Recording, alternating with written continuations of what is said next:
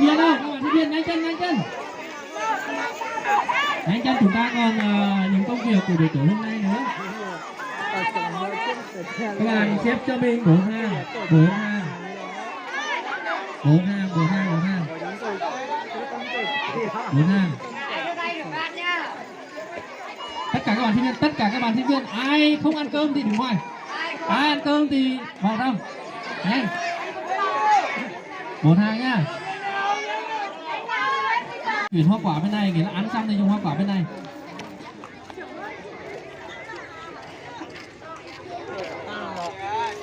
Hai hàng, hai hàng.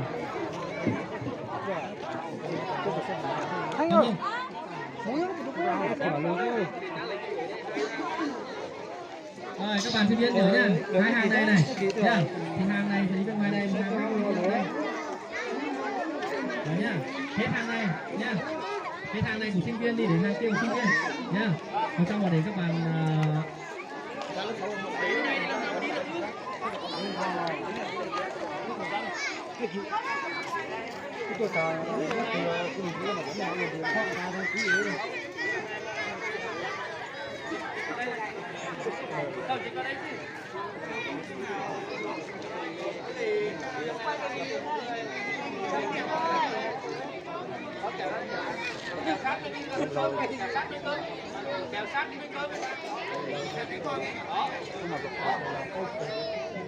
lại phải đặt đấy nữa để mà lấy bên này này.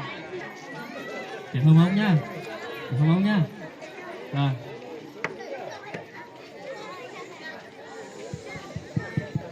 Cú sổ lệnh si thì lệnh tu phi lúc về amen.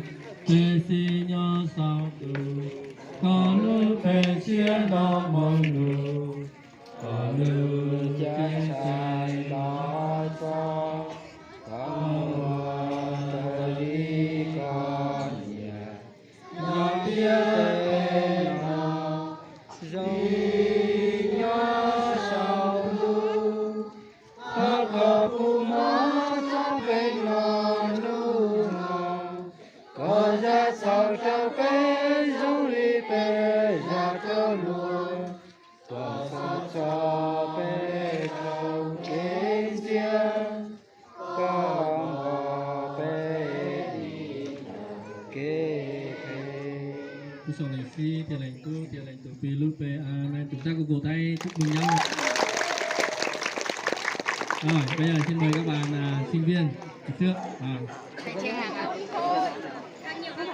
Đúng rồi, bởi vì chúng ta còn nhảy múa nữa, ăn nhiều đau đau dạ dày chứ, đau dạ dày chứ.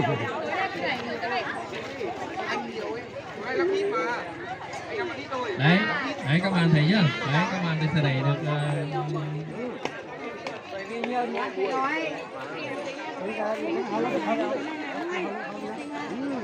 Ngồi trước, các bạn nhỏ thì đi sau. Hướng dẫn các bạn nhỏ. Một số ban lãnh đạo thôi. Báo. Kia, nhanh, hướng dẫn các bạn nhỏ nhanh, nhanh. Đấy các bạn có thể chọn cho mình một chỗ tùy thích nha. Nhưng mà ưu tiên là càng xa vị trí này càng tốt, để chúng tôi tránh ô nhiễm.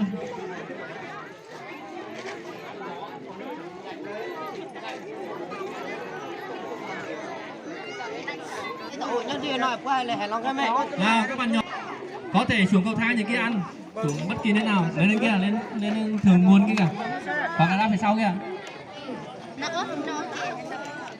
Ăn măng nhiều vào nhá.